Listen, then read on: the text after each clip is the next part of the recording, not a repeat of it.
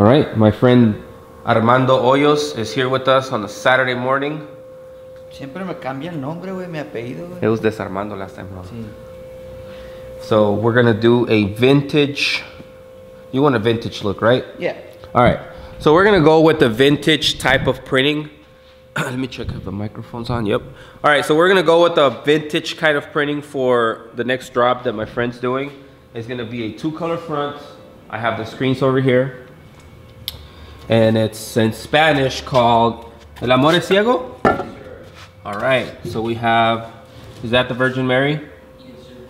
And then we have some Old English writing that goes over and under with the name of the brand, and then the eyes of the Virgin Mary are crossed off. So the Virgin Mary is going to be in white, and then we're going to drop the second color in red. And luckily I have been doing some vintage type of printing, so I prepared a quart of white ink and I labeled it 50-50. So what I mean by that is that I mixed 50% of my regular white and 50% of chino base, which basically makes the white a lot thinner than it normally is, like on this bucket over here. That one's a little bit stiffer. So what that's gonna do is gonna give us a kind of like a washed out look, vintage feel, a very soft hand, and that's kind of what he's going for. So we're gonna go ahead and set this up. We're also gonna mix a little bit of that red with chino base so we can make it a little bit more watered down or diluted, whatever you wanna call it. And as soon as we're set up, we're gonna run the fronts. And apparently he wants size tags that are not ready, but we're also gonna prepare that probably for Monday. All right, so we got the screens mounted on the press. Come over here, let me show them what's going on. For some reason, a lot of people think that when you set up, you have to have the top of your image about 3 fingers away from the screen, from the top of the screen, but that's not always true. We can always figure out the height of the print once we load the t-shirt. So let's go ahead and set this up. We're gonna set up the white first. Bring our T-square over. Then we have our registration mark to the center is 7.5. Once it's straight, we're gonna lock it in. So when you set up, remember to have the screen sitting directly above this bar right here to lock it in nice and firmly. That way it doesn't move on you. I've seen a lot of people grab the knobs and they crank them as hard as they can, and what happens is they mess up like all the threading that's inside over time, and it just screws over your press. So they don't have to be overly tight. You just have to make sure they're nice and secure, and then you're good to go. So we're gonna tape this. We're gonna put some ink in here and run a sample for the base. We're gonna tape it up, bring the red over, and then line it up to the white.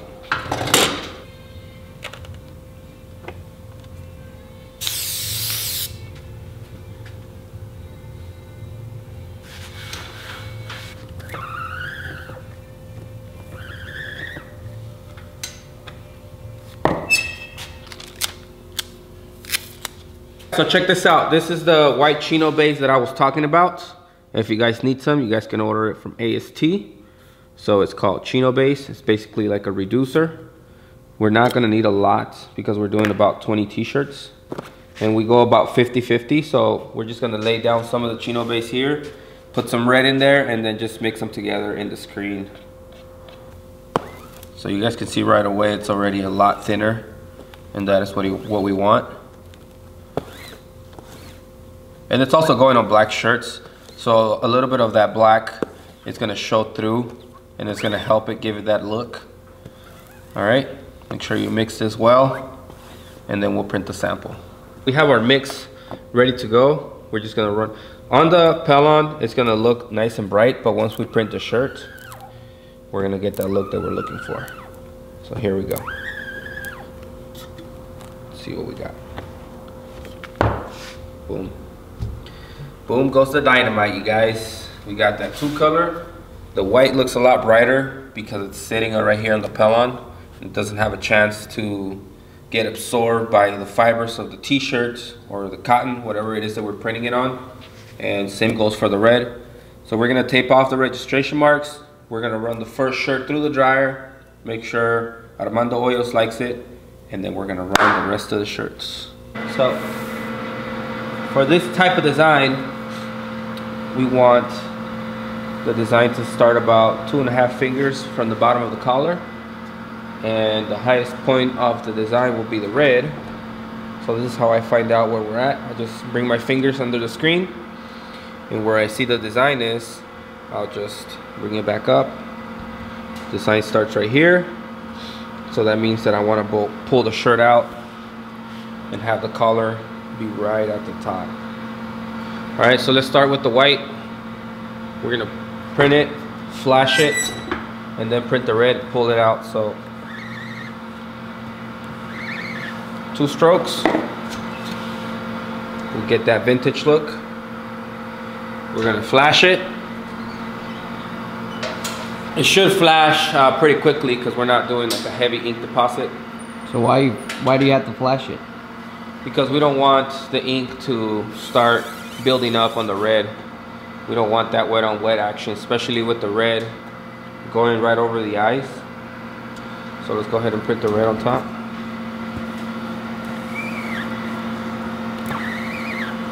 Two strokes should be enough. And voila.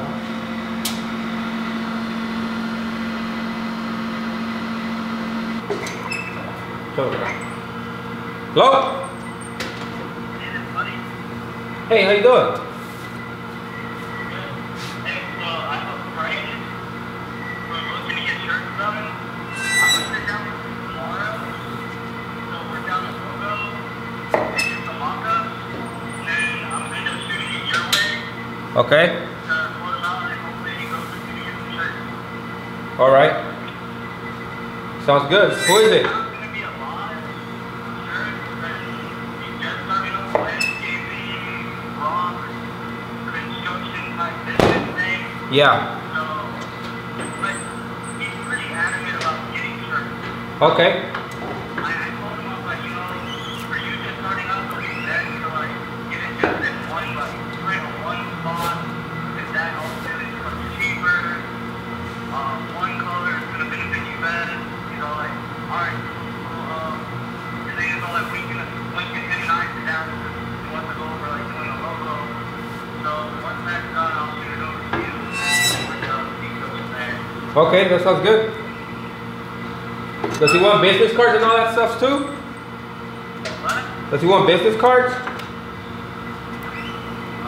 might do, like, that'll be all you on that. Well, if he does, I don't know how much money he has right now, like, that's the thing. Okay. But I'll mention it to him, be like, yo, you know, since you're new and you want to get your name out there, why not business cards? Here, I'll run down something with you real quick, put your logo on it, your name, your number. He can give you a price on that shit too, you know what I mean? So, Right. and then, but like, I'm not gonna talk to him again until tomorrow, so. Okay, that's cool. Once I get more information from him, then I'll disclose it. Well, I'm happy you called. Huh? I'm happy that you called. Oh, yeah? Yes. I've been waiting for your phone call. What?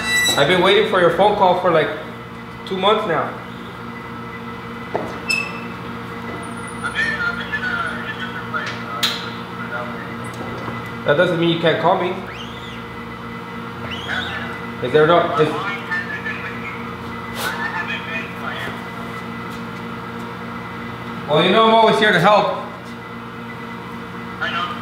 But that's it. I'm here to help you too, but it looks like you let everything under control of you. You're over there learning and shit. We can only get bigger if you come along. What? I said we can only get bigger and better if you come along. I'm trying to get this job right now, but only for it, so. We'll figure it out, and when your mind is in the right place, hit me up. Huh? I said figure it out. When your mind is in the right place, hit me up. I'll tell you. I'll be sure tomorrow after I have this talk with this dude and see what's up. All right. But he seems pretty, like I said, he seems pretty adamant about getting some stuff. So, obviously, I'm Cool, man, thanks. Hit me up. Alright, for sure. Thank you. Okay, bye.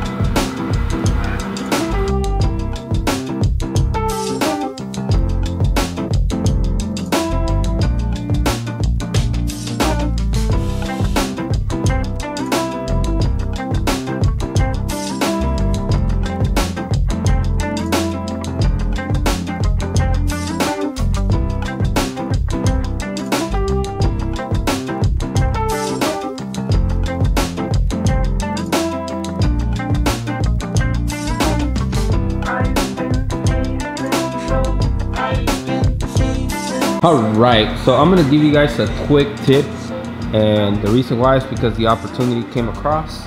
So whenever I'm gonna do hoodies that have this pocket on the front, people always have a hard time figuring out, you know, the distance of the top of the hoodie to the top of the pocket to see how they can center the design on top of the hoodie. So what I like to do, it's either I use one of the shirts that's already printed on the pallet, or I grab my sample Pellon print while it's printed on the pallet, and I bring in my T-square and make sure I put it up against the top of the pallet, and then I put a piece of tape. So this tape represents the top of the image, and this tape represents the bottom of the image. So when I load in my hoodie, now I'm gonna bring in my T-square and put it up against the top of the board, just like this. And right now we are about 2 fingers down from the top and about a finger from the bottom. So that means if we load in the neck right about here, that means we're going to be even distance from the top to the pocket. So check this out, 2 fingers there, and we got 2 fingers at the bottom. Sometimes you have designs that are a little bit bigger, or you have hoodies that are a little bit smaller, like youth hoodies, and the size between the bottom of the collar and the pocket is a lot smaller. So this is going to help you make sure you don't print over the pocket or get really close to where that gap is going to mess up your print. So this is a really cool tip. Remember to use it. Just put some tape on the top of the image and on the bottom of the image. So basically this is where you're printing right there.